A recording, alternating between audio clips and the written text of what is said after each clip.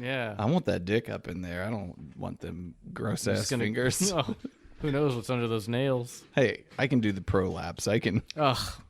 You can get it right in there. No warm-up Come needed. on, let's get on I with like it. to call that the purple plum.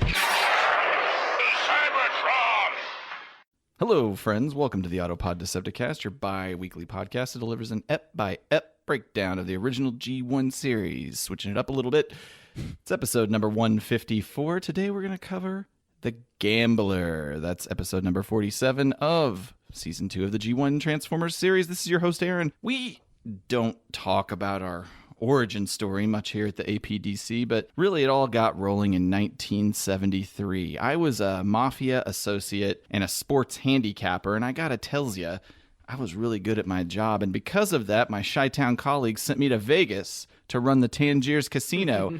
It was all kinds of undercover, really. There was an official CEO, but I really ran it all. But I was good at that job, too. I doubled the casino's profits in no time. My bosses thought I could use a little help, so they sent Ryan to Vegas to provide protection. He's really good at keeping the local dumb fucks in line, but he's got some side hustles that are kind of stressing me out. From loan sharking to straight-up burglary, Ryan eventually gets himself banned from every casino in Vegas, and, well, that's a problem. It's also a problem that I fell in love with a charming, beautiful scammer named Caleb. I fell hard, and I locked Caleb in by marrying him and knocking him up, but he's addicted to about anything you can sip or snort, plus he keeps giving my money to his former boyfriend pimp, Lester Diamond. Well, politics is a bitch, and based on a bad relationship with the county commissioner, my gaming license is denied. My ego is running at 8,000 RPMs, and I become a bit of a public entity myself, bringing more unwanted attention to the casino and the criminal organization that's backing my work. And on top of all that, the FBI is all over us because of an idiot KC underboss caught on a wire and with documents linking mob ties to the casino. So I got to rethink my friendships. Caleb, he kidnaps our daughter, starts fucking Ryan, steals from my safe deposit box, and even plots to kill me. And then so who do you hire to off me? Don Rickles. He's a utility player. Yes, great. The heat is coming down. I tell the feds to pound sand. The FBI arrests Caleb, but he dies anyway from a drug overdose. The bosses are all going to trial. They're trying to kill anyone who might testify against them. Even me. I dodged death via car bomb, and the bosses pop fly on Ryan, burying him alive in a shallow grave in a cornfield. Time has passed. Here I am, right where I started. Handicapping sportses and doing a podcast with these two corpses. And wearing really big glasses. It's just really sad that Vegas has gone so corporate. Yeah, it is. You put your fucking feet up on the table. I fucking forget what he says. You get so mad about how many blueberries are in the muffins, too. You got to run a tight ship. Yeah. Look at how many you have in there. I want an equal amount of blueberries in each muffin. Do you have any idea how long that's going to take? I don't care how long it takes. It's striking how much of this is based in reality. That's an actual true story, including the blueberry part. Is that right? It really happened. Yeah. I mean, that's what it is. You put your fucking boots up on the table. You tell my friend to go fuck himself. You get back in there. You better hope he lets you back in. Don't fuck up in here. That's Joe Pesci. Yeah. I'm Ryan. Ha! Joe Pesci impersonator extraordinaire. Did you know he used to be like a comedy act in lounges? Yeah, he was a lounge singer on the East Coast. that would be cool if any footage of that exists. With, I can't remember his name, but another actor. He was an act, like a lounge act. Pesci and somebody? Yeah, somebody. Yeah. I can picture him. You'd know who I'm talking about if you see him, but I can't think of his name. So. Why not look it up while Caleb introduces himself? Hey, I'm Caleb, and Don Rickles tried to kill me. I don't know. Where are you getting that? It's That didn't happen. Oh, yeah. In Casino? No. Absolutely. What Hey, look up Don Rickles Casino, and you'll see the scene. There's no scene I where he don't tries think to kill he- Sharon Stone. Yeah, he is. I'm going to kill that Irish bitch, and he gets Don Rickles involved with a shotgun. That's to protect his home. Yeah, that's right. Oh, it is. Yeah. Oh fuck. You lunatic. I don't know. I was a little lost when you said that, but I thought maybe I'm misremembering something, so I just let it fly. I do like how Don Rickles is in there, just like it's just like in the movie, like boom, bam. It's my second. Oh, Joe Bob Briggs is in that movie too. It's my second favorite Scorsese film. What's your first? Goodfellas. Goodfellas. Yeah. Joey D and the Starlighters. He later joined Frank Vincent as a comedy duo. Yeah. Frank Vincent. Okay, he's that guy that's in every Scorsese movie. Yeah. And I think was in... wasn't he also in Actually, Sopranos? He's in Casino. He's one of the guys who kills him. Yeah. Raging Bull, Goodfellas, and Casino. Okay. Joe Pesci is pretty cool. He's retired from acting. We watched... My Cousin Vinny is a we watched phenomenal movie. that just recently. Did you It's do a very Pesci run as well? You did a DiCaprio and a Pesci, which... I think it was just that one because she'd never seen it. And I was like, Who we can should watch forget this. Home Alone? Mm-hmm. A good Scorsese movie. Did I make you Joe Pesci in that as well? I probably did. I like it. I'll take it. I highly recommend Mean Streets.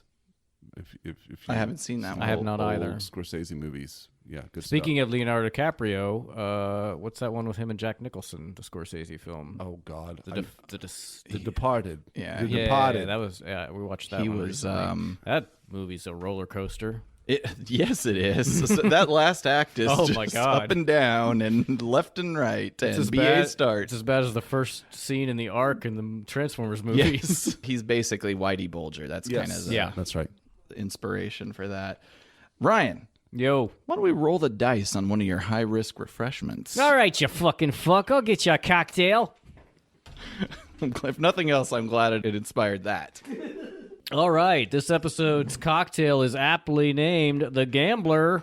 This drink originates, I believe, at the Sutler Saloon in Nashville, Tennessee, sometime around 2014, and it's kind of like a herbaceous whiskey daiquiri. It is 1 ounce or 30 mils of lemon juice, 1 ounce basil simple syrup, which is equal parts by volume of fresh basil, sugar, and water, boiled to dissolve and let cool, 2 ounces or 60 mils of bourbon. I used Old Charter, but traditionally it's made with Bullet. I just happen not to have any. Shake with ice and strain over fresh ice, then garnish with a spanked basil sprig. This drink is very basil forward. It may be because I use Thai basil instead of Genovese, but I prefer my basil with a little more bite. And the glasses I'm using here are solar system glasses. My dad and stepmother got me one Christmas years and years ago. Caleb, you I want to have- guess. I'm going to guess. Okay. I want to guess my planet here. This is looking like it's going to be Venus. Yep. Yeah. Aaron's is really hard to guess. Aaron's. Are you going to make me guess? Well, look at it. It's Uranus. It's Earth, dude. That was a joke. Oh, sorry. And then Ryan's is looking like it's going to be. Could it be Sol itself? No, actually all these Oh, are the it's same Jupiter size, then. but nope. But the one that's the sun is a lot bigger than these. Oh, that's cool. I'm going to say Ryan's is probably an outer planet. And I'm going to guess that it is probably Uranus. You guys are wrong. It's Mars. Oh, it's not red enough, dude. Well, These Mars glasses are is. stupid. Oh, I picked Mars because I'm red, warlike, and tiny. Cheers. Do you know how old these are? Probably at least 10 years. I like the The basil citrus forward. and the basil and the bourbon go really well together. Yes. You get all of them. You get citrus up front, and then basil, and then bourbon at the Getting end. all over the place. Oh, I love it. It's a ride. Oh, this is one of my faves. Yeah. Do I say that every time? Yeah. Nope, you almost never say it. Actually, that's not true. You say it quite a bit. Yeah. Caleb's his go-to is refreshing. Yeah. It is what it is. They are refreshing. This summer, I'm gonna make us some tiki drinks with that cocktail set you gave me, Aaron. Good. I wanted to get some tiki mugs, but goddamn, they're expensive. Yeah. I just got some Glencairn whiskey tasting glasses. You know what those are? They're shaped like bells, kind of. They're for tasting whiskeys. They're like the shape actually does help you like get a nose and taste it. And I've been trying to hone my ability to taste. I've been watching a lot of Whiskey Tribe on YouTube. Yeah. Whiskey Tribe. Yep, they have a distillery in Austin. I actually asked our friend Haley if she'd ever been there, but apparently she's the only one of her friends who likes whiskey. So, but yeah, they have a tasting room and a bar, and yeah, it's a really cool YouTube. They do a lot of stuff on there. I'd really like to go back to Austin. It's been a while. That used to be a yearly trip. You guys want to go next time I go? Not if it's band and related. You don't have to do that stuff. You and West can go do whatever you fucking Go back want. to that's my homeland. Go to the when I was there. One morning we were sleeping in, and I went down and discovered near our hotel the Texas Chili Parlor, which is a place in Austin, and it was where it was really good. And then while I was there, I discovered there were scenes from Grindhouse, The Tarantino Rodriguez movie. Yeah, the part with the what is it? The Kurt Russell part of it. Death Proof. Death Proof. Proof was scenes of that where the interior was filmed in that place. And I was like, Oh, cool. sweet. Nice. So anyway, Kurt Russell's awesome. yeah. So there are some cool things in Austin, Ryan, that you could go check out that aren't music related. Sure. Right. I'd be willing. I mean, I'm sure West would be willing to go to Austin as Fucking well. good chili too. Maybe we could actually meet Haley in person. Oh, The yeah. food For there real. in Austin is amazing. One of the best food towns. Mm-hmm. I prefer going to the music festival there simply for the food versus Chicago. Sorry, Chicago. You're not that interesting. Yeah, come on. Fuck. Yeah. Shots fired at Deep Dish and Chicago dogs. Yeah. And cheese. Was it Italian Italian steak sandwiches. Yeah, I love all of that stuff though. But I can't believe I didn't get a dog when I was there when we were there last time. I don't know what I was thinking. You were thinking I've made them you're thinking it's a myself. hot dog. But no, it's like it's crazy. no, Chicago dog's got a You pickle asshole. spear and the celery salt I and know. tomato. They got sport and, peppers on there, yeah, Cucumbers, yeah. poppy pickles. seeds. Yeah. Fuck. Listen, my oldest goes to school there. I have to yeah. have to like it. I also didn't. I get- do like Chicago. I didn't get a chance just to go to don't think the the food's that great. John Wayne Gacy site, which I regret. But it's like there's no public transport to it. Local fry. Sorry. Are we still going to Baltimore? Yeah, I've never been. I will say Or that being. talking to More Than Meets the Pod and also Haley and Bono, like they're making me nervous about going. They're like, really? You guys are going? I don't know. Why would they? But what's their hesitation? Why? They just think it's like probably just not a good idea. Why? I though? don't know. Like they're just. of Well, COVID? Bono said she's not going anywhere to any conventions in 2021, so that's kind of That's one kind of of the a reasons. COVID I'm thing. hoping maybe it'll come back to Chicago next year and we can go and meet them all. So are we going or not? I booked a hotel for myself. Yeah. I have a room booked. That makes me sad that they're not going because that's most of the reason I'd even want to go. I assumed everybody just can't wait to hop on the next I know. convention and we would have the best shot of meeting a lot of the people that we care about. I know. Well, maybe we just don't go. Let's just not go. Fuck this. Let's just not go then. Melody would love it if we didn't go. We could talk about. We don't have to go. I mean, we can talk about it. Andy would love it if we go. She's got a friend that lives outside of Baltimore, but that Andy wouldn't be spending any time with us. She'd be doing anything, but there's an incentive there to go. The next Canada convention is only like 2 months after that one, which is weird. They just published their next. Pushed it to December. Yeah. Yeah. Yeah. Who? Oh, great. Toronto in December. What a treat. Sign me up. Might as well get the full experience. Ryan, what have you brought before us? I here? brought some treats from the blast from the past. So whenever I was a kid, I made these calendars with my, I'm making air quotes right now, original character Hershel, who is a caveman, but basically kind of just a Garfield allegory. I think I've mentioned him before. Allegory is a very poetic way of saying ripoff. Steel. I think, Aaron, we talked about this a little bit, but you made a calendar one year, which must have been 89, I guess. I can't remember, but yes, I lived with my grandmother and great aunt. That's maybe a story for another time. And I think it was their idea, and they asked me to make a calendar, and when it got published, well, we took it to the printer, Yeah. made it, and it was a Christmas present for people. And of course, since I've never had an original idea I didn't steal, I was like, hey, maybe I make a calendar. And so it started in 1990.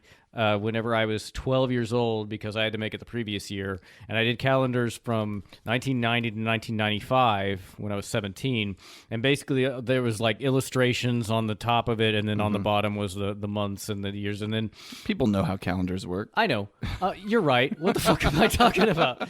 I'm sorry. But yeah, so I can't believe I don't have copies of this, but the copies I do have were from my grandmother. She willed them back to me when she died in like 90. That's interesting. That was in her will. Yeah, well, Give him his calendars. Yeah, it is weird. But it's cool. And Maybe I could have gotten some money. And she used them too, because I see in this calendar she like used this calendar. Yeah, she wrote stuff like make a pie for Bradley. Yeah. Dinner at church. We could really do a psychological analysis of your grandmother's years during the 90s. She's got Floyd's wedding here on December 12th. I thought it was weird the one where she was like, go out and get some dick.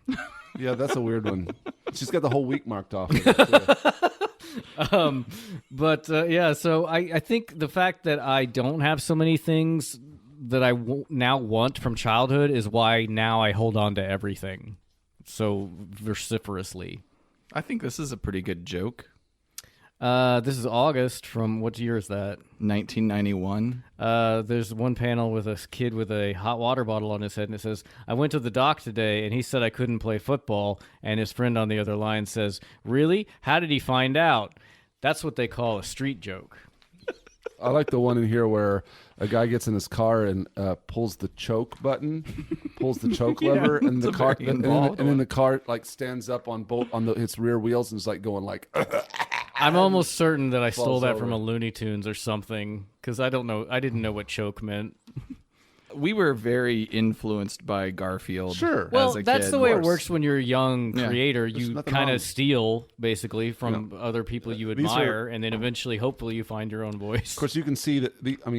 For a 12-year-old, these are really impressive, drawings. And I was happy to see there's only one that's a little problematic. I used the R word in one of them. Oh well, yeah, The R slur. Yeah.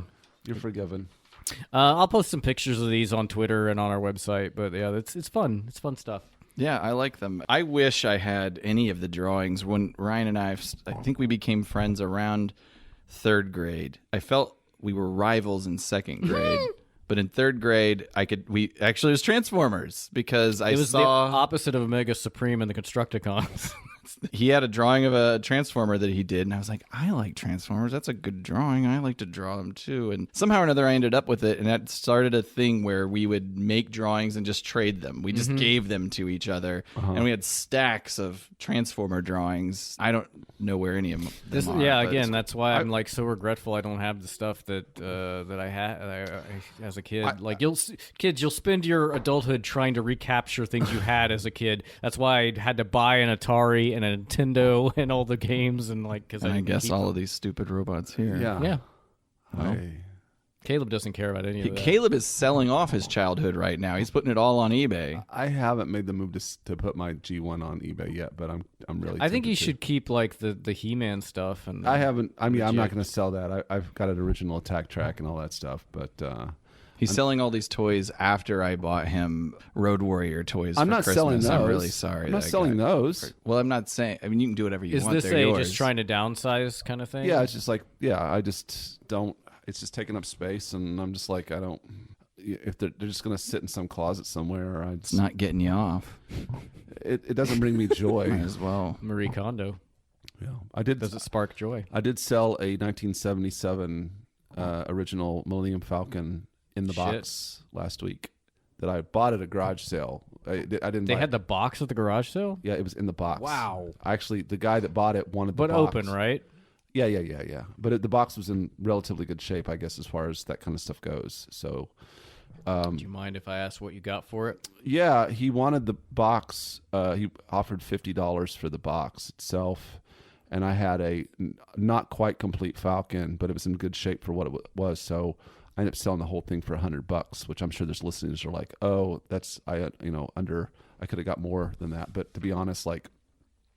He offered me $100 cash locally. I didn't have to ship it anywhere or anything like that, and I didn't have to go to the trouble to list it. So boom, it did come inside of it though. Came an original Skywalker with and a Chewbacca, and I sold the Skywalker last week for $40, and I sold the Chewbacca for $10.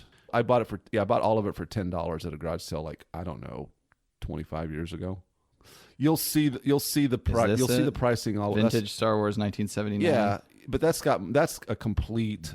It seems like you got a fairly good price. I think I was going to go in and offer him $125. He offered $100, and I was like, "That's fine, that's good."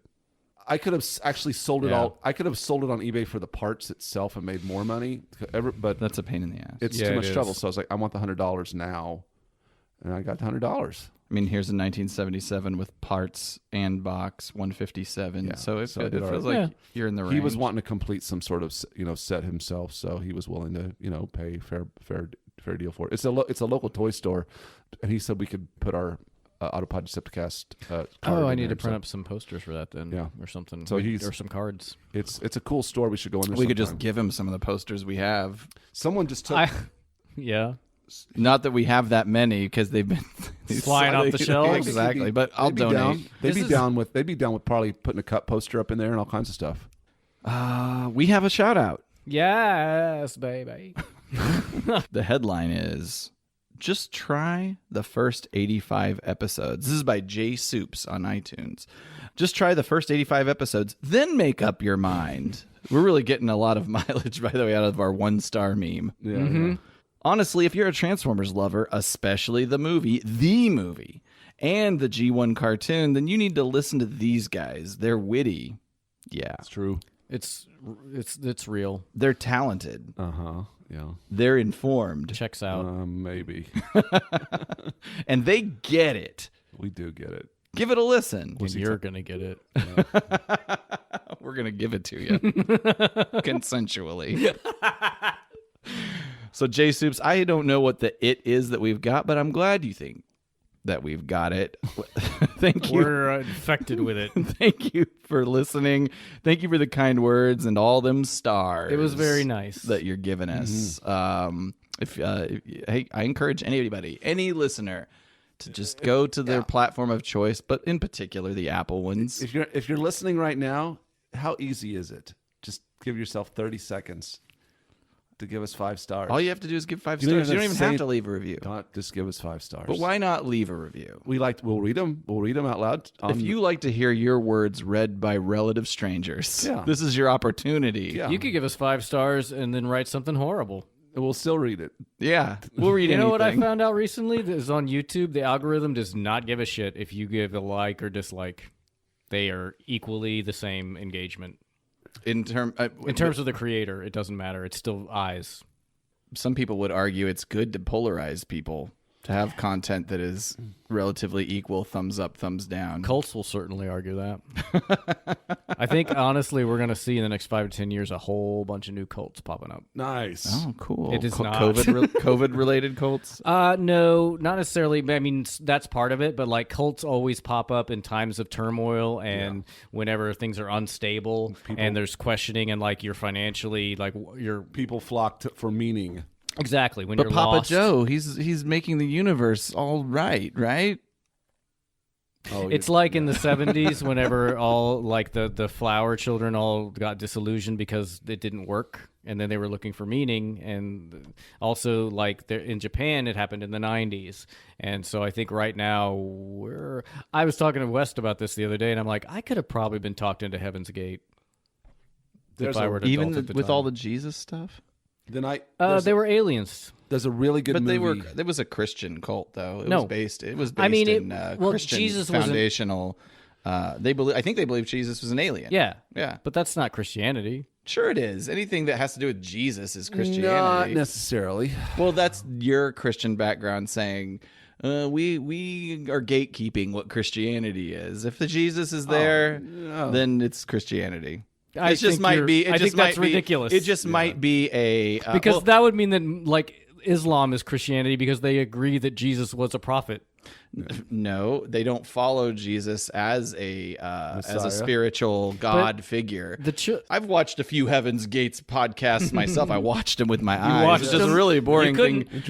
Boring thing to do. Saw the thing ticking away. I know that a lot of Christians believe they're and maybe other religions too, but believe their version of it is the only true version. Yes, it's a small offshoot. It's not mainstream Christianity. The thing that infuriates me, I've met fundamental Christians, evangelicals, that will say that Catholicism isn't Christianity. Yeah, right. And I'm just like, you're a fucking moron. Well, most cults have shoot out of a religious component. A lot of them choose Christianity because it's something familiar. So it's an offshoot. Like Jim Jones was Christianity, but it was mainly like socialism. To get it kind of back on what you were saying about how you think that there might be some cults developing in the next few years. I think that's a good possibility. It reminds me of a good movie that came out recently with Nicolas Cage called Mandy. Not a lot of people know about this movie. There's a movie called Mandy. I've seen it. And it really, you have? Yeah, it's great. Oh, I love it. It's great. And it revolves around his character. It's like in the late 70s, early 80s, where he encounters a cult that kind of started with some kind of messianic character in like the late 60s, early 70s, and they retreated into the rural California, like North state, and then it descended into drug abuse and weird shit. And so he's encountering this cult after they've kind of arced, and now they're just deteriorated in this strange. Sounds interesting. Yeah, it's called Mandy, and it's a mashup of like a horror movie and kind of a. I think it's on Shudder thriller. right now. Yeah, it's really weird. And, There's I recommend getting really high when you watch it too. I don't want to feel weird. Yeah, no, I can totally see if I were an adult or even like a teenage, like a 20-something in the 70s, I can definitely see being attracted to a cult. like, would you become Like living on a commune, like sharing responsibilities of like basically socialism. But like the problem with a cult is like, here's a fast and loose way of thinking about a cult versus religion. A cult is about the leader. yeah, Sure. And the religions are more about the ethos. But like, I could see me being taught, because nobody joins a cult; they join a movement, and then slowly there's like this playbook of like you isolate these people, you cut them off from their families, you sleep deprive them, you don't feed them enough, and you make it so that it feels like everybody is against you in the cult, and so it becomes very insular, and that's where it gets dangerous. You'd make a good Manson follower, you think? They had a head full of acid 24/7. Yeah, man. I maybe He because says reverentially almost. there were a lot of cute chicks in that group. Yeah. Yeah, and it was. Ryan's like, But there's also a Ryan's music component. That Ryan you has probably a wouldn't 1,000-yard stare in his eyes. Well, I was right just thinking now. like that cult was had problems, but like one of the things is the problem it didn't have was it was probably the most unproblematic sexually. Like sex was. If you wanted to have it, you did. There was no forced sex like a lot of cults where the leader wants to fuck you and you don't want to do that. But yeah, they were just groovy in that aspect. But then really Charles Manson didn't want anything. He didn't want to be a cult leader. He just wanted everybody to hang out and he wanted to eat pussy and have dune buggies. And he would just say anything to get people to stick around. He was not brilliant. He was an idiot who just wanted all these people to hang around him. It just blows me away that somebody that is kind of a dodo had the ability to be this charismatic leader. Sometimes just the stars align. I guess In a- He just in a bad was way. good at talking to I don't know people. how, and also I don't know how dumb his followers were either. I'm guessing. I mean, it's kind of like Again, they were constantly high And and they were full very of acid. and they but- were very young. Yeah, that's true. He was in his mid-30s, and they were in their early 20s. Yeah. So He how met did he met a Wilson. he hung Yeah. out with Dennis Yeah. Wilson. Yep. he like, wrote songs until they hung finally out in kicked him their, out of his hung house. out in their recording studios So and shit. how did we get here? No. Ryan said he could be in a cult, Right, but and I don't Where- know what Don't know led where that to came from. that. yeah. Well, Oh Ryan, no. we'll find out. Now in what the- do we do? It's almost like I hijacked the whole show for How no much- reason. Where do we go from here? And then I got mad because he said Heaven's Gate weren't Christians. And yeah, I mentioned that everyone should watch the movie Mandy with We've Nicolas caught Cage. everybody up of what you just Okay. listened to. All right. Let's recap. Vegetable Gremlin. The Hulkster's going to be in this bitch. All right. Let's kick off episode 47. Hey. The Gambler, written by Michael Charles Hill and animated, thank God, Toei. by Toei. Not that this is animated all that well. Nope. Don't get your hopes up. So this rocket looks familiar. Yeah, we kick off, weirdly enough, back in time, you see. This is a sequel episode to Child's Play, which we covered 2 episodes ago. And it's weird to me because we're doing this in production order. I think there's been other elements that have been chronologically consistent by doing it in production order. But in this world... It isn't. It isn't. And I think, but I think it was the way it played out. I actually looked at the dates.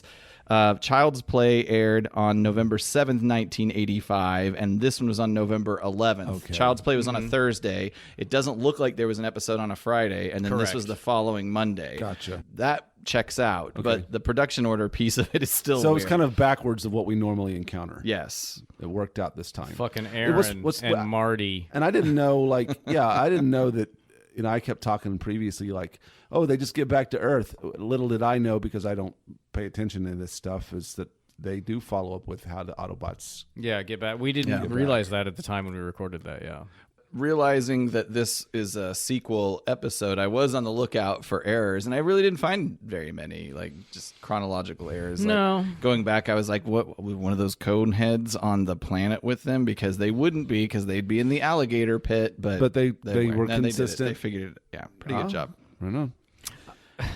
So, just right off the top, they're inside this toy ship, right? Right. And I can get behind the idea the toy ship could have been programmed and set on a course to Earth, maybe. Yeah. But how do we have all this telemetry and technology inside it? There's a lot of It's tech like it's in a here. real ship and not a toy. Yeah, I guess the conceit is Perceptor somehow redesigned the remote or whatever controls it to make it work inside. I guess. Whatever. It's fine. on the go while he's doing it. I think Sure, that maybe why they not? did it before, because you don't necessarily see how long it takes between the idea of the toy ship and Child's Play and them taking off. Sure. Yeah. Yeah, why not? Let's just go with it. A lot of scale between the 2 episodes. You had, this is a toy to the kids on that planet, but in this area that we are now, everybody is Transformer sized. All these organic creatures. We're back to normal size scale. Well, they're normal size, but now all the alien life is their size, where we're used to them being on gotcha, Earth, where gotcha. everything is smaller Humanoids. than them. So the Transformers are like normal, are of equivalent size to the humanoids. I bet that's easier to animate. I'm sure. To not have to fuck with all these angles. Gotcha. The Autobots are flying through space in this souped-up toy rocket ship. They're headed home to Earth when all of a sudden that ship peters out. Inferno starts to berate Perceptor's lack of science skills, but it's revealed that perhaps it's not Perceptor's ability impacting their lack of mobility. It's this giant alien ship that's hovering above them. They get tractor beamed and then straight up just grappled into this huge ship. And the Autobots are really pretty cash about being taken prisoner. Nobody exchanges dialogue. They just walk with these guys who appear to be extras from a Prince video. Yes. Good job, Ryan. Music reference. They get led to a scientific laboratory, which is my favorite kind. My favorite kind of laboratory, really. Which Perceptor shits on at first. Yeah, he says antiquated. It's antiquated, and then he gets trapped. Oops. Well, Yeah, tubes they're imprisoned in these crystal canisters, and like tubes. From this island Earth. that's where we're introduced to Bosch, who is the captain of this freighter, and he deactivates the Autobots' weapons, powers, and free will. So he turned them into GOP supporters. Speaking of cults. This seems like a technology that Megatron would love to have. This is a pretty powerful tech. Yeah, their eyes turn white. That's how you and- know that they're not. They're in the sunken place. Bosch converts them to instant slaves. Yeah, since it's a Transformers episode, of course the bad guy is creating slaves. We joke about this, but it's really becoming a thing. I need to go back and find out how many, like what percentage of episodes revolve around slavery. Like it's a lot. It's problems. Yeah. Bosch doesn't have enough Energon to imprison all the Autobots, though. Smokescreen is the lone Autobot. Because of the energy situation Bosch is having on his own ship, he's freed from the chamber, frees himself, and he's then immediately, though, subdued by the kind of freeze soldiers ray? that are on the ship. And then Bosch is like, he pulls the slot machine lever, and he loses. And he's like, my own machine won't even let me win. I programmed it so I could cheat. And I'm like, how do you cheat at a slot machine unless it's programmed to pay out at a certain point? I don't understand your problem. Also, isn't it your money? I called it full tilt behavior. Yeah, I don't understand it. Yeah, he pulls it. It doesn't pop out 3 bundles of bananas or whatever at the same time. He freaks out. Does the slot machine take money? Does he put money in it that he loses to himself? Or is it just a practice slot machine that there's no stakes at all? Do you get that dopamine rush in that situation? Right. I love the idea of a slot machine in Vegas that is like, you lose, which doesn't make people want to play more. I was listening. There's an NBA player he has this huge mansion and he has a slot machine in his house. And I'm like, what is the fucking why do you point? put a fucking slot machine in your own house? He just sits there and smokes cigarettes and What's the puts point? his own money in it. Put a pinball machine in, for Christ's sake. Anywho, Something that helps build a skill. they're all immobilized. You lose. And why is it in here? Does he have In the captive region? And then, Smokescreen. Smokescreen is a weirdo in this episode. He seems overall very unconcerned with the fate of his comrades. It's true. He steps up to show Bosch how it's done. He produces a little wire that has a suction cup on the end of it, and it comes from his wrist, and it connects to the machine. And surely enough, it produces that triple diamond win, baby. Bosch is taken with Smokescreen's skills, and we start to see the true depths of his sickness. He's obsessed with gambling. We're going to take Smokescreen to Monicus, the biggest gambling asteroid in the galaxy, and we're going to use these other Autobots as collateral, win some fat Energon stacks, fuel the ship, return free will to the Autobots, and part ways. Supposedly, Monicus is a reference to Monaco. It has to be. Yeah, I would say so. So... Bosch shrinks the Autobots and puts them in a box, which is a pretty awesome power. Like, why are you trying to cheat at gambling? Just go shrink a bank. There's a lot Carmen Sandiego style. There's a lot of things that he could do better. And where did he get the energy to do this? If He does seem really concerned about energy, but seems to use a lot of it. Also, this is, again, like, kind of they're back in the Child's Play situation where they're in a box.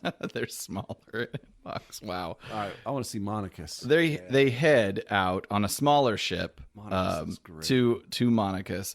They ultimately land on this bedazzled planet of sin, and Smokescreen and Bosch head off for the endless action, the sizzling slots, the ravishing roulettes, and the crusty craps. I guess this place does not have valet parking, because they have to drive to it. Yeah. Also, not to get too mass shifty pedantic here, but I don't know how Bosch fits into Because he's Smokescreen. the same size as Smokescreen. Well, But we then saw again, it earlier. Hoist fit inside Huffer and make tracks. So Also, they introduce themselves at this point. That's becoming common that characters are acquainted for hours. Don't say their names. And then they exchange names. Bosch did say his name when he introduced himself it's earlier. true. I like Monicus. The city looks neat. It does. I think they did a great job on the background design. This guy, we have fucking, Gonzo's uncle. They're working with a loan shark. The Autobot slaves are their collateral. The only one who's going to take him on, however, is Lord Geicony. Geicony? I think it's Lord Geicony. Lord Geicony. You're right. Lord Guy-Cunny is a like someone who owns a whorehouse in the Old West. He is from the rough and tumble town of Sheol. LG is a tough motherfucker, and you can tell because he has his own pit of destruction. Yeah. So the guy says he doesn't want to buy the Autobots. Go see Asimov over in the Tet Quadrant, which I'm guessing is a reference to Isaac Asimov, which is fun. What? No way. Isaac Asimov died of AIDS complications. Oh, really? Yeah, he got a blood transfusion in 1982, and he died in 1992. 83, I think. So, yeah, like you said, Lord Geicony is located in Sheol, which I don't know how many know, but it's the Hebrew word for the grave. Oh. and it's used sometimes interchangeably with hell, although as far as I know, Judaism doesn't have a heaven or hell. It's kind of like there's no afterlife punishment reward system, but I'm not an expert. Let me get my Kabbalah book here and I'll debate you on this. Apparently, Energon chips are currency here, which actually kind of Energon chips sounds like a delicious protein-powered snack. Let's get some guacamole. We end up traversing away from the fighting pit and find ourselves in Geicony's office. Geicony. God damn it. I'm going to fuck that up all day long. Lord Guy-Cunny. There have been a lot of comparisons between this whole thing and like Star Wars. I think that's a pretty loose connection. There's some, yeah. I mean, he is a Jabba the Hutt type character with a little like he's a little chubby. Green toad-like thing, lizard helper that talks in a way you don't understand. Also, like there's a Jawa character that runs around a little bit, and then the Animas, whatever they call them, that fight in the pit. Looks kind of like the Rancor. I just think there's so much overlap with Star Wars that it's not unlikely that's inspired by it. This is definitely a creative episode. It is. I haven't seen anything of this level yet as far as far outness. This is like season 3 shit that we're looking at here. Yeah. We're heading toward it, yeah. Prelude to it. It's a pretty posh pad here. There's a giant beanbag couch and a bowl for walnut shells and a skull. Just sitting on the fucking desk. So LG here is down with the Autobot collateral and serves up 500 Energon chips payable at 500% interest. Payment due illegal. in 1 hour. And if they don't make the payment, the Autobots are headed for the fighting pit. So the juice is running. We better get to that 3-card money. So basically the frog face here is going to need 250,000 Energon chips. That's what they need. Gas and freedom. There are no laws in space.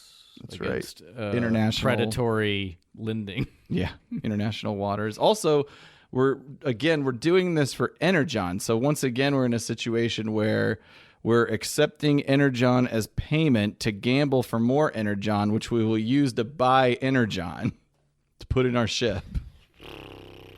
This is why I'm no good at gambling.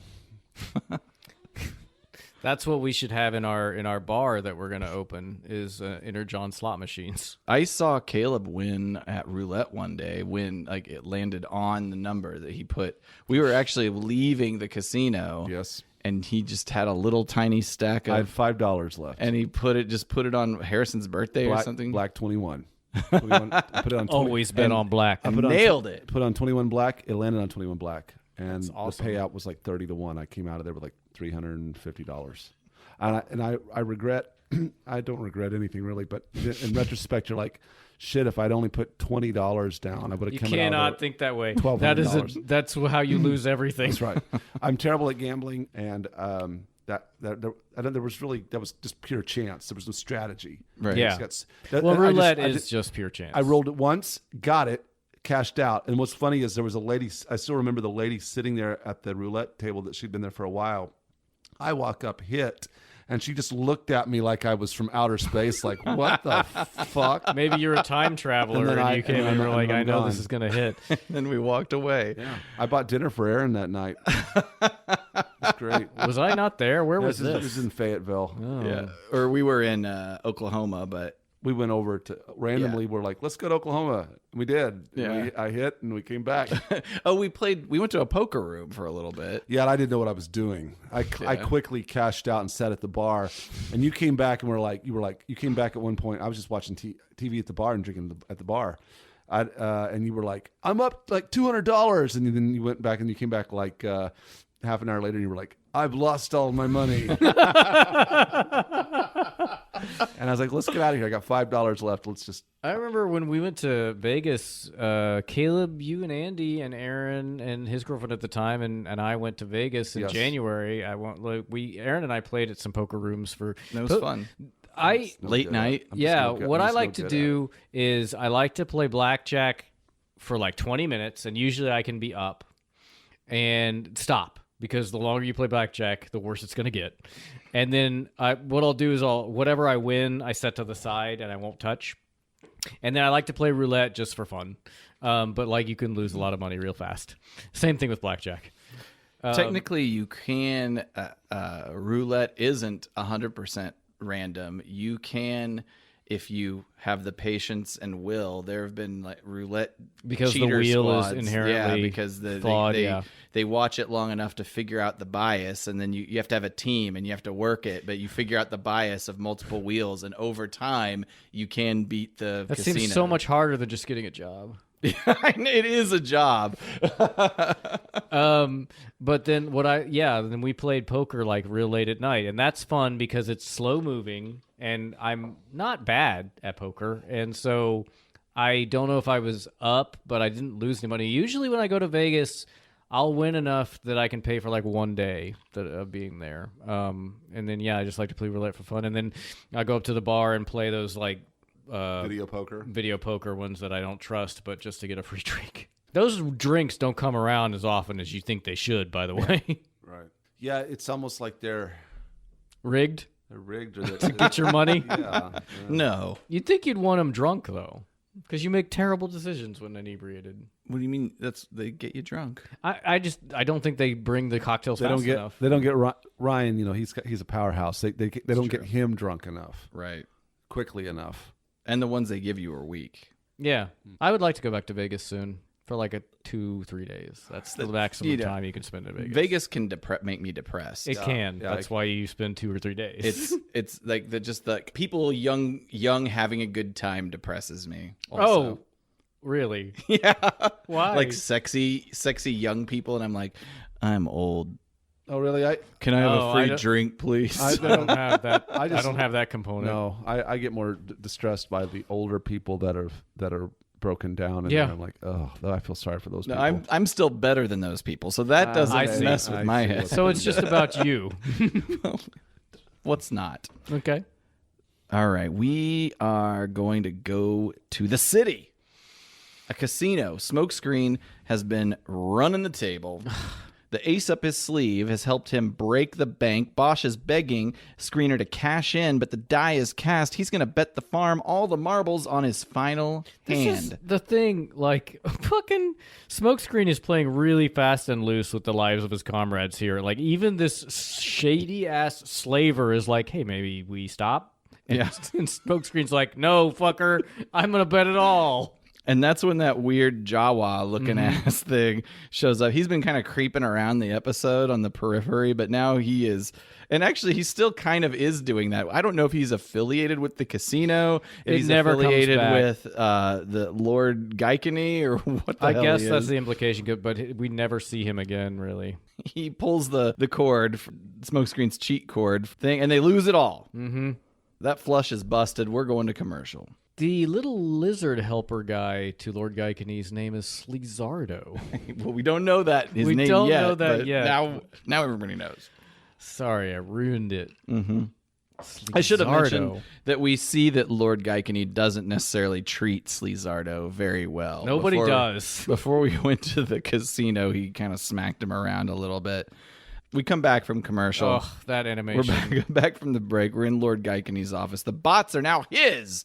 So they are then 'cause clumsily or magically transported through the floor. The animation does not show that. They just drop through a fucking crack in the floor, apparently. But yeah, so like fucking Bosch and Smokescreen have lost the Autobots. It's okay, though. They're given 2 free tickets to see the Autobots get torn apart by the Animalians. Thank you, Animalians. That's who they are. He printed those cards up real fast. Yeah, well, he's got a little print thing on the side. It's one of the money laundering operations. I like the font. Yeah, hand done, nice script. He's got a designer working for him. It's surprising in an episode where there are weird animation errors, they spent so much time on creating that font on Yes. the top of the card. Smokescreen recites the names on the ticket like a kid in class who don't read good. Take these with my compliments. 2 free passes for tonight's show. Nice. Animalians versus the Autobots? You can't turn those mutants loose on the Autobots. My friends will be torn apart. If they're lucky. I don't know what that means. Why that's lucky, I cannot parse. I think he's saying there's something worse than being torn apart. He's by not the being alien shit on. aliens. He's not thinking very highly of his friend's ability to fight back. It's true. Well, and maybe it's because they're in like zombie mode. What fun would that be? Like these animals like just attack like. Well, it's sort of like the Roman Colosseum where they fought animals and just slaughtered them by the thousands. That was horrible. Oh, yeah. I've been watching a lot of history documentaries on Netflix, and the ones in Rome are depressing as hell, especially the Colosseum episodes. Oh yeah. Ugh. Were the animals were slaughtered by the thousands? Yeah. Or the... That and people. It just Well, the people I don't care about. yeah, the that's problem right. is I the forget. animals, the innocent animals that get killed. I don't. That's terrible. Yeah, Rome was pretty. It's a bad place. Yeah, and I followed the history of Rome and in a podcast once, and like all of there, if you were an emperor or royal family, You were fucked. the odds are that you were going to get assassinated. Oh yeah, Like, 100%. The chances were greater, like to get assassinated than not get assassinated. If you were There were royal. very few that didn't, and most of them did.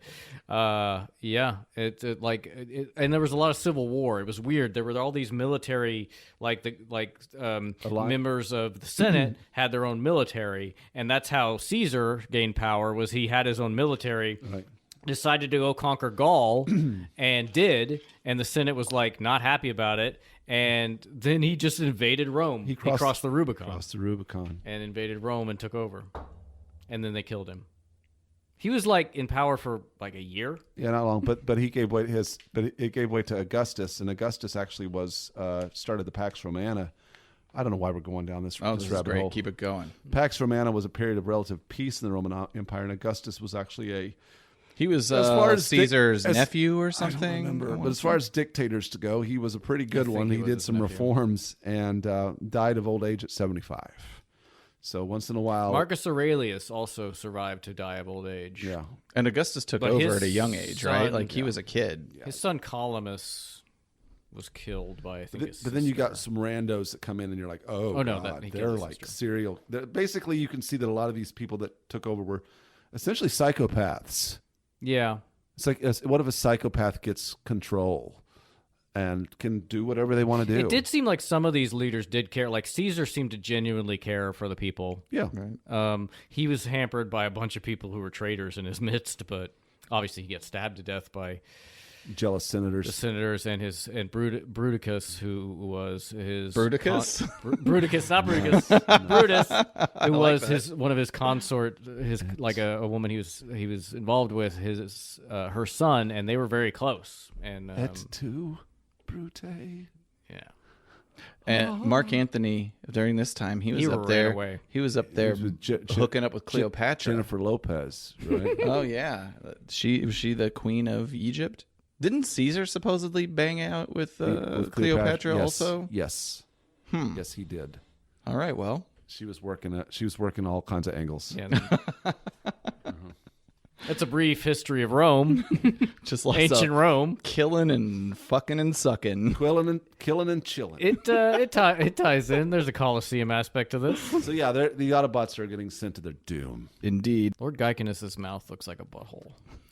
What kind of sloppy buttholes are you looking at on the internet? Only the sloppiest. Those are like a prolapsed butthole maybe. Oh, I don't like Now those. we know. I don't like seeing those. No, you do. You do.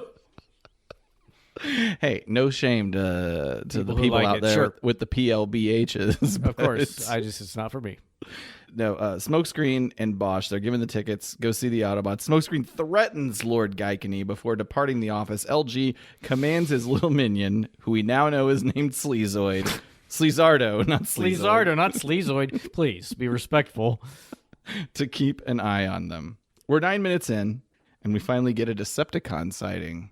Astrotrain. My main man, Astrotrain, shows up on the scene. Out pops Dirge and Ramjet, complaining about how they're going to have to hoof it to the city. Hey, why don't you just imitate jets and fly there, you dicks? Yeah, that's a question, and it seems to be. I mean, that's a weird thing we saw, like on the last episode, where I guess the implication is that Power Glide can't go to space. So for some reason, they can't fly in space. Maybe as a plane. I don't know if that's supposed to be Who was that one Autobot that was spying on him? We don't know yet. Cosmos. What? Wait, what? What are you talking No, about? the- Oh, the guy. Oh, Devcon. We'll get there. Yeah, you're getting ahead. Sorry. What's going on with Ramjet's voice? Couldn't you have landed a little closer to town, Astro Train? That's all I want. I think that was Dirge. Katharine Hepburn. Yeah. Maybe he had a stroke. Yeah, I think that was Dirge. The white one was talking. Are you sure? Let's watch their mouths. Couldn't you have landed a little closer to town, Astro it's hard to Train? tell. It is hard to say. It's not the greatest. Yes, and as Caleb is alluding to, Dirge and Ramjet are being followed by, well, I don't think we know exactly, but he has the voice of a seasoned storyteller. Yes. It was interesting seeing an unknown Autobot Yeah. who isn't a part of Prime's faction. And who looks a little Florodare-esque. Yes, exactly. I thought he looked like a combination of like Blurr and like Alpha Trion. Yeah, we're in the Mos Eisley bar now. Smokescreen and Bosch are boozing away at their sorrows. Screen is sad about getting greedy at the tables, and Bosch is giving him advice that makes me think he's been down this road before. They're plotting to rescue the Autobots. In the background, Sleezardo is being harassed by some bar toughs, but he is saved by the mysterious Blue Stranger from the previous scene. The Blue Stranger is an interesting Smurf-based porno film that I don't know if I recommend. I would say no. It has good reviews, but it's polarizing. Smokescreen picks By up. the way, not to call out coloring errors, those two characters who were harassing Sleezardo change colors 4 times in 3 scenes. Yeah, they kind of look like Ratchet in the beginning from behind. Smokescreen picks up on the Autobot symbol and invites this lone wolf to sit. He is Devcon, and he or Defcon. We'll call him Defcon, and he starts to tell his story as Sleezardo starts sucking his fingertips, a pledge of loyalty for saving him. I don't remember the fingertip. Oh, he's just kissing his He's hand. kissing his hand. I don't know what you're trying to. I'm being a little extra. But that's like the big difference between kissing the hand and Sucking a finger. Defcon brushes Sleezardo off and continues. He's a bounty hunter, you see, tracking the fugitive Coneheads and Astro Train. Smokescreen suggests that this evil crew is probably hanging out with Lord G out in the slums of Shale Inn. Who put a bounty on them? Yeah. Aren't all Decepticons kind of fugitives from if you're an Autobot? I don't know the politics of Cybertron. It's not clear. Either. All I know is that Defcon's fingers sure are glistening. Dude, you and Caleb need to get together with the fingers situation. Ooh. We shift to LG's office. Turns out Smokescreen was right, and the Coneheads are shaking down Lord Geicony, accusing him of skimming off the top of their Energon payments to Megatron. So Megatron's running an intergalactic racketeering operation? It is weird that he's wetting his beak into like, I think it's Interstellar, not intergalactic, but All right. market. I get the excuse to have this is why we have Decepticons involved in the episode, but it's pretty weird. It is pretty strange. Also, to be fair, if LG is managing a gambling racket on Megatron's behalf, he deserves a cut. That's what you do. I think it's. I think gotta the kick up, I think but the implication is he's skimming too much. Okay. Like also he gets a cut, but now he's it's like in Casino, where not enough is getting home to the bosses in Kansas City. All right. You're right. Time to throw this guy in a cornfield. Bury him with his brother. That's right. Put some Quickcrete on top of all that. That was a horrifying scene. LG denies this treachery, and the Coneheads decide they're going to stick around and they're going to check out this Autobot fight versus the Animalians. LG goes down to the holding pen where the mindless slave Autobots are being held. He imprints a code in them that will prompt them to fight early in the match, but will throw the match later, which will create an opportunity for riches to flow from the purses of the local rubes into Geicony's treasury. He juices them. Geicony. Which- I keep fucking that up. Yeah, this whole is a very convoluted thing that relies upon people being stupid. Easily manipulated masses? Yeah, that yeah, doesn't yeah. happen in real life. Never. GOP. You think that Sleezardo's pledge of loyalty might be meaningless because he's back working for Geicony, but there might be some twist later. You know what I'm Thanks saying? for the foreshadowing. The fight is on. LG plays up his ruse by declaring the Autobots aren't going to win. You'd be crazy to bet on the Autobots. I don't really understand this, why the Autobots are so heavily favored to lose. Like, they're the same size, they're made of metal. I just don't get why they're so... That audience creeps me out, man. And then, yeah, he's like, who wants to bet for the Autobots? Nobody? Okay, let's start the fight. Yeah. I think it's just because the Animalians just have a reputation, you know? He's just playing that up. Like Spaniard. It's from the Gladiator movie. Okay. I'm gonna go that one word is from the Gladiator movie that I'm supposed to recognize. Come on. We're back from commercial. I hope you're somewhat prepared to rumble. As programmed, Optimus takes an early lead in this fight. Smokescreen and Bosch cheering from the stands.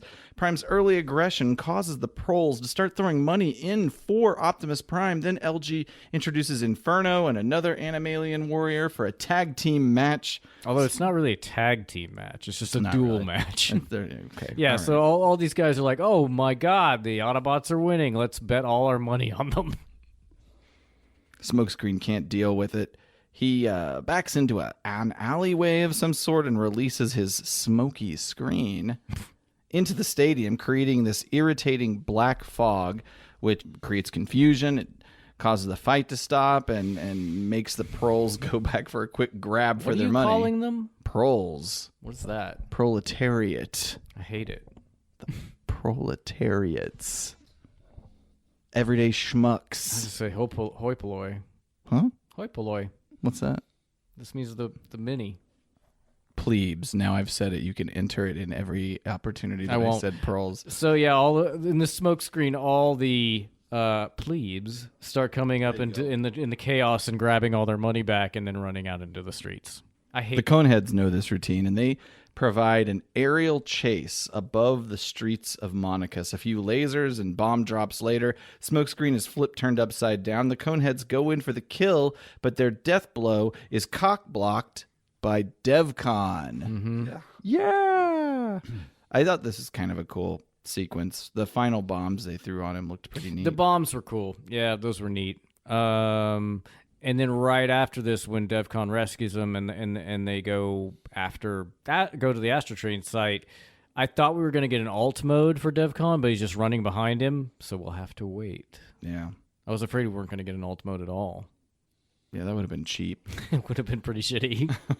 Blasted from the skies, the Cone brothers fly the coop. And I like when you're confused by your own notes. I know. I wrote "fly the scoop," and I think I did that on purpose. I think I was being cute because they're coneheads, so they fly the boy. scoop. Right, you don't even get your own jokes. Oh boy. My main man Dev C offers some help to rescue Smokescreen's comrade. Sleezardo shows up to deliver the critical information on the bot's whereabouts to the Tarmac boys. It was a little confusing to me that Devcon let them go. Yeah. That's why he's here. They just casually saunter away. Mm-hmm. He doesn't arrest them or anything. We go to the tarmac. The slave Autobots are loading Energon on to Astrotrain. It's a gift for Megatron. So I didn't call this out earlier, but like I don't understand why it is technically a coloring error, but it's weird of like why the Energon coins and cubes in particular are constantly changing from pink to black. I guess I missed that. That happened with the coins, but then when they load the Energon cubes, it happens in every episode with Energon cubes, almost. And maybe that it is an issue where they're not backlighting them or something or cutting out the frame. I don't necessarily know how it They're works. just not keeping track of what they're supposed to be doing when they animate it. Maybe. I don't know. I need to see what you're talking about. You didn't see the coins that were black when they were picking them out of the pile? I sort of remembered the coins being bright purple. Most of them were, but a lot of them were black. Anyway. Whoa, Smokescreen. That's weird. Oh, yeah. Caleb, yes. So Go you ahead. had to watch Sleezardo. Like, watch Sleezardo, Aaron, on the screen. What we're seeing is Smokescreen, Devcon, Bosch, and Sleezardo. They show up, but they start firing on the Decepticons. A battle breaks out. We're at like Watch this, 1823, watch 1923. Yeah. So we have an animation cell situation where Bosch and Sleezardo are holding up Lord Geicony and with at gunpoint, and then the Bosch starts to walk forward, and Right. the camera zooms in on him, but Sleezardo just Stays the same size. slides along in the frame and stays the same size, Yeah. so it gets smaller as it continues toward the camera. It's very an weird. awkward transition. I think the thing that makes it even he's overlapping Bosch. Yeah, he's in so front of it's- Bosch, which is what makes it so crazy. That's around the 19-minute mark. Astro Chain transforms. Technically, the slave Autobots are inside of him, but what we can move past that. He joins the battle, but it becomes too intense when Smokescreen once again releases the nauseous, dark smoke that is his flatulent superpower. The Decepticons, they shove off. It really bugs me that they cough. Yes, I know. It's annoying. I know it's a nitpicky thing, but I hate it. I really hate it. Devcon can't handle it. He can't let these villains get away. He transforms Ryan and invites Sleezardo to be his partner in tracking down villainous scum for profits. He's a pretty cool, like, starship kind of thing. His alt mode. Yeah, I don't know if it's blur and scourge kind Yeah, of elements kinda. going on here. Sleezardo's I don't know like, why he "Oh." wants Sleezardo. I know what he was because Sleezardo It pledged would his make more loyalty sense. to him. It'd make more sense for Sleezardo to go with Devcon, or not Devcon. To go with Bosch. What? Because they're both greaseballs? No, because like they were working together. We haven't seen Devcon interact with Sleezardo at all. Well, it's true. I guess he saved him. Right. That's why I think he feels a little bad for being a shit to him, and then come on, let's spend the rest of our life together. He just ejects him into space after he's out of the atmosphere. Meanwhile, Bosch has used the last of his Energon to restore the senses to Prime, B, Perceptor, Inferno. He also pledges to take them home, but because he's out of Energon, maybe we need to take a little excursion back to the city to try and get some Energon back. Prime heartily agrees, and the crew makes their way to Space Vegas for some good food, drink, Cirque du Soleil, and perhaps a case of the cosmic chlamydia. Okay. So Smokescreen says a lot has happened to his friends after they're awakened. He says a lot has happened to you, but believe me, Bosch is our friend, which I think is because of a threat of mutually assured destruction, because Bosch could just rat him out for casually losing his buddies to a crime boss because you got greedy cheating at games of chance. It's true. And then they decide to go on shore leave in this shady-ass gambling town where they were nearly sold into slavery. And that's how it ends. Seems misguided. I love it. Well, if they're out of Energon, what are they going to play with? I don't remember that being the case where they said they were out of Energon. I think that was the whole point. I think, no, they said that it was shore leave. Well, they called it shore leave, but as a way of kind of reframing it. The last thing I remember is that guy was frying us. A lot's happened to you, but believe me, Bosch is our friend. And he's agreed to take us back to Earth. So I have. But we used almost all the Energon chips here to restore the ship and your friends. And seeing how Casino Row is right over there. I guess. Hey, what do you say to a little I mean, R&R, it's- guys? Not much to guess. Why said not? almost all. Autobots, transform. They just treat it like it's a lark, like it's not that they have to do it. So they're taking a little vacation. Just chilling. For all we know, Megatron's taken over Earth while they've been fucking around in space. That's the end of the episode. A few voice actor notes. Dirge is Bud Davis, perhaps a stuntman, perhaps not a stuntman. Who knows? Is he dead? Either way, he makes my heart do a backflip with his performance. Then we've got Ramjet Jack Angel, the man, the legend, doing his best impression of not Ultra Magnus. Devcon and Bosch are played by John Stevenson, a.k.a. our very own Adrian Barbobot, Captain Murphy. Walker Edmiston took a break from Puffin stuff to voice Marconi, which leaves us with Sleezardo, who, according to TF Wiki, and I'm doing no further research, is unknown voice actor. Probably Frank Welker. Probably. And that's all I've got. Ryan, I don't know what's happening. In the real world. Shit, son! Oh boy. In the real world, this was November 11th, 1985, you fucks. Oh God. It's still the American Top 40 Miami Vice theme. That fucking thing won't let go. Well, this aired the next Monday from the last Thursday. I forget how we cover. 5 of these episodes a week. Yeah. Time is weird for us. The way. Oh God, still it's like we've only really passed a week's time. We'll of have that. been 2 hit songs in the time we cover. We're gonna the whole once we season. get once we finally fucking get into December, we'll have some new shit. Okay, Thank that's God. I picked a synth pop spoken word anti-war song about the Vietnam War, 19 by Paul Hardcastle. Okay. Remember that song? No, 19. 19. In 1965, Vietnam seemed like just another foreign war, but it wasn't. It was different in many ways, and so were those who did the fighting. In World War II, the average age of the combat soldier was 26. In Vietnam, he was 19. In Vietnam, he was 19. In Vietnam, he was 19. In Vietnam, he was 19. 19. Nope. Really? No, surprisingly, I don't. It got a ton of airplay. Yeah, okay. I believe you. What's it called? 19. No, But what no, is the 19. person? 19. Paul Hardcastle. No, 19. 19. So the 19 refers to the supposed average age of the average American combat soldier in Vietnam, according to the documentary Vietnam Requiem. And this song features sampled and processed speech, synthesized stutter effects, crowd noise, and a bugle call. Apparently, it was musically inspired by electro, like African Bombada in particular.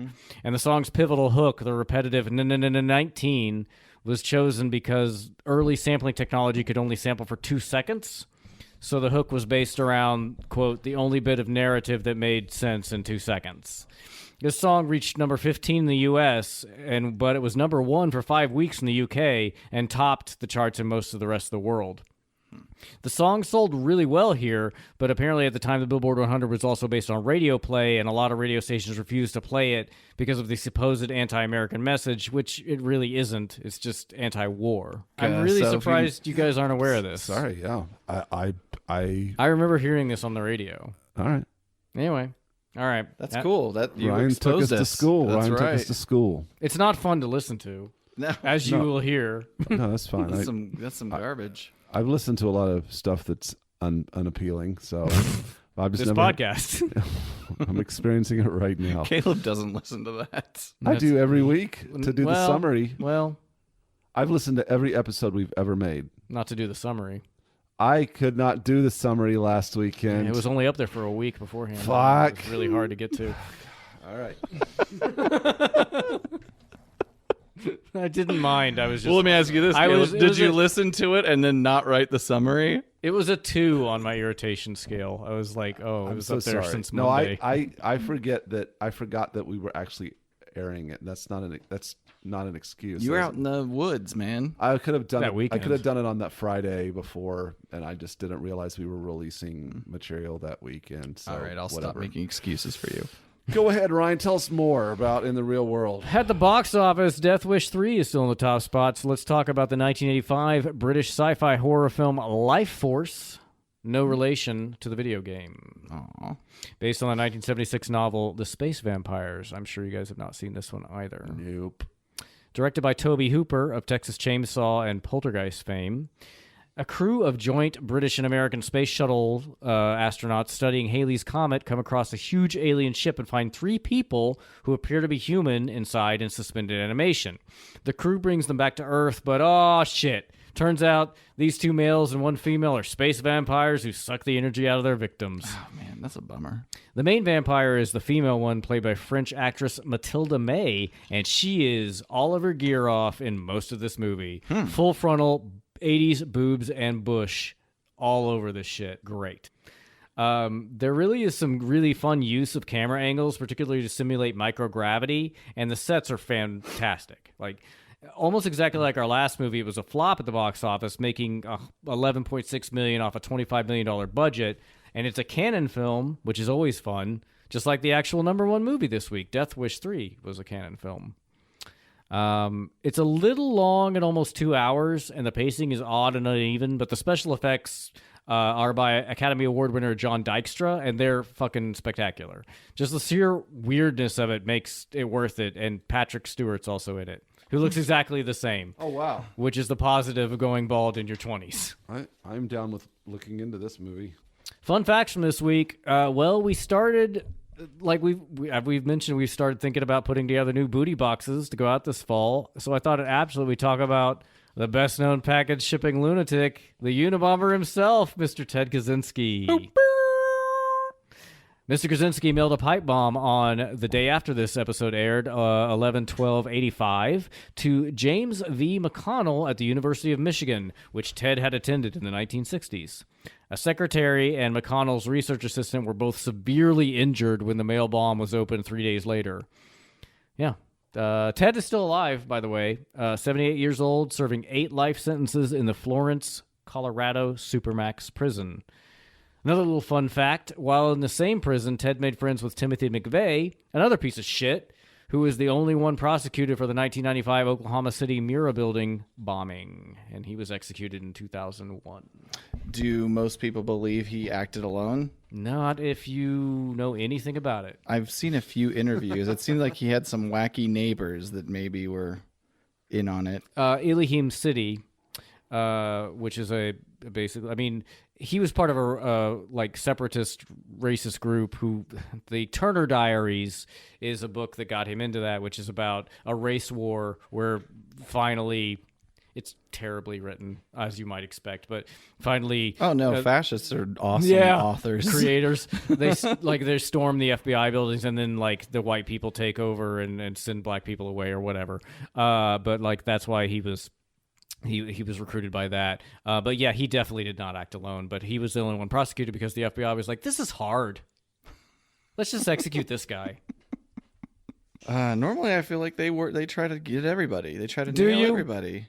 Don't they? I mean, that's their thing. The feds. That's what they're known for. That's the opposite. I'll have to look into it. I don't know that much about the cops of all streaks are lazy. It is true, and prosecutors as well have been shown. I mean, it's people that end up going to prison when there's evidence that they didn't do the crimes they commit, but 100%. Prosecutors are like, no, yeah, but I don't care. We're gonna keep doing this. They check that box, right? Yeah, don't disagree with you there. Have you seen or heard of Murder Among the Mormons? I have. I haven't seen it yet. I've heard of it. I wonder if you've heard of do you know what it's about? Not offhand. I've just some bombings in Salt Lake City in the 80s. I actually lived in Salt Lake City as a kid during the time, and I kind of sort of remember the hubbub. So we need to be looking at you. Well, I mean, I was a little lot of those bombs are Play-Doh based. I figured out how to make it, volatile. Damn you, Mr. Wizard. Turns out it is toxic. That's the real world, y'all. What about Rip deviations? This was one of only 2 pre-movie episodes without Megatron. The other is The God Gambit, we covered in episode 149, and curiously, both of these episodes feature Astro Train and 2 Seekers. The God Gambit, if you remember reading Starscream. Mm-hmm. Yes. Yes. Back in the day. One of those other Coneheads. Right. I think it was Ramjet. No, it was Thrust. It was Thrust. I don't know. Maybe it was Ramjet. Who fucking can know? We're not going to look it up. Charles Michael Hill wrote this episode. Originally, this was a story for Challenge of the GoBots, an episode called Game World, but he didn't like it, and he had disagreements with the story editors and decided to do a reboot to get the story right with Transformers. Oh, nice. Nailed it. Yeah, it's fine. Charles Michael Hill also wrote for G.I. Joe, Cops, Teenage Mutant Ninja Turtles, My Little Pony, Dragon's Lair, and Garbage Pail Kids, and was an associate producer on 95 episodes of Transformers and 85 episodes of G.I. Joe. He did some pretty high-profile Transformers scripts we have coming up. Starscream's Brigade, which is with the Combaticons. The Killing Jar. Ghost in the Machine, which is where Starscream possesses Scourge. Nice. And the burden hardest to bear, which is where the Decepticons steal the Matrix from shitbird Rodimus, who does not care. Because he gets to be Hot Rod again. Oh, yeah, it's Hot Rod time. That's it. All right, well, how do you guys feel about the scheme presented before us on this day? Here, I'll say, if we're talking about the Decepticon scheme, Megatron is pretty smart to expand his operation into alternate revenue streams. Yeah. Like, that's a good idea. This idea comes... But he doesn't even have the Energon to get off Earth, but he has this interstellar operation. Yeah, and apparently this comes back in future episodes where he has, like, his finger in a lot of pies out there. 7 out of 10. Apparently the Sleezardo character comes back in season 3. This isn't the last we hear I think you're of right, him. yeah. I'll say that the scheme is kind of meh, but I want to point out that it's so much the Decepticon scheme and just what they're doing is so much further beyond the Autobots. Like, the Decepticons literally are flying to this place on their own accord, and the Autobots are struggling to get home in a toy rocket ship. So It's an interesting dichotomy. Yeah, so it's just kind of like the Autobots, they're not very capable. No, and then at the end of it, Not they decide forward thinking. And then at the end, they decide to go hit the town, which that's okay. I'm okay with that in a way. For all we know, they lose the Energon and never get home again. Yeah. So, okay, we can. I am the ghost of the iconic moment. You know, I think this episode in general is really creative. I liked seeing an Autobot who was separated from Cybertron, who's been around the galaxy for millions of years doing his own thing. Kind of opens up the world to let you know that there are different Autobots and Decepticons out there with their own agenda. And the Cybertronians are not like a monolith. Mm-hmm. Yeah. So just that. Just other civilizations other than Earth. I'm True. into all that stuff. I have nothing to add to that. That's it. The universe is made a little bit bigger. And it was nice to connect the storylines together from different episodes, but not necessarily making it a to be continued thing. I wish they would have done that more. I'm looking forward to seeing if there is more connecting threads between episodes, because it's generally all I bet a there bottle. aren't. I think you're probably right. It gets harder to syndicate stuff too, and I don't know if they were actually thinking in that way, because things get syndicated out of order. I don't know. And that's just probably not how TV was done in general. Right. It was episodic. Yeah. Yeah. The whole thing had kind of a Ralph Bakshi. Am I saying that right? I think so. A Ralph Bakshi feel to it. The Wizards guy, the Lord of the Rings guy. Cool World. His masterpiece. Ugh. Next time on the Autopod Decepticast. We'll be introduced to a shocking little electronic gremlin. My God, I hope there's not a new batch. Oh. If you like what we do and you'd like to prove it through the power Monetarily. of fiscal irresponsibility, visit our Patreon. Or if you don't want to make those long-term commitments, check our APDC store and see if there's any kind of art you like. And if you do like it, put it in a shopping cart and pay for it. We'll send it to you. Peep it all at autopoddecepticast.com/store, or go to the Patreon, schmooze us. Don't email us a question about it. We'll never see it. Patreon.com/APodDcast. That was an email about the store. And I've apologized. I know. for that. I just thought I would be mean. That'll never happen again. You heard it here, folks. Please continue listening. Tell your friends, your pals, your enemies. Autopod Decepticast on iTunes, Apple Podcast, Stitcher, Spotify, Google Play, and TuneIn. 5 stars, please. I didn't even say to leave a review, but it's implied. We want it. We want that shit. Please Give it to me. If we get to 50, whoever gets us to 50 Again, this is not going to work out. gets us to 50. Right. We have a website. Social media, Twitter, Facebook, and Instagram, all of them at apoddcast.com. And for all the extras that Ryan loves to talk about around this time of the episode, you can find them at autopoddecepticast.com. Go watch 19 and have a good old time. Bye. All right, bye. You say go watch 19? Yeah, there's a video. Oh, okay.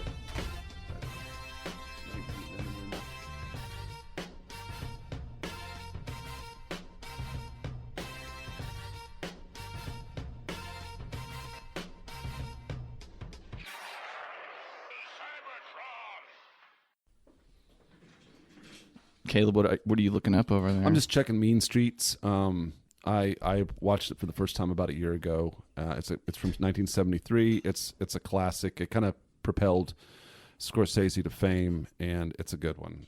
And you can see elements in the movie that he was honing his craft, and it led to those other it led to all that other mobster related stuff later on. Mm-hmm. In the 1960s, Pesci began working as a barber, following in his mother's footsteps. At the same time, he tried to start a musical career, playing guitar with several bands, including Joey D and the Starlighters, who introduced the Peppermint Twist record dance and Peppermint Lounge in New York City. He has a debut album he put out, Little Joe Sure Can Sing, billed as Joe Ritchie, on which he sang covers of contemporary pop hits. That was in 1968. And then he later joined Frank Vincent as a comedy duo, performing as Vincent and Pesci. From 70 to 76, it was an Abbott and Costello-inspired double-act antics with Don Rickles-style insult comedy, and it proved popular with crowds. During this time, both men developed a strong professional and personal friendship with one another. In 75, they were in the Broadway show The New Vaudevillians, which lasted 1 week. The first film Pesci starred in was the 1976 low-budget crime film The Death Collector, along with Frank Vincent. And after the film, Pesci returned to the Bronx and lived above Amici's restaurant, where he was an employee. He was discovered by Scorsese in 1979. Want to hear the Peppermint Twist? Yes. Well, they got a new dance and it goes like this. Bop shoo bop, bop bop shoo bop. The name of the dance is the Peppermint Twist. Bop shoo bop, bop bop shoo bop. Like it like this, the Peppermint Twist.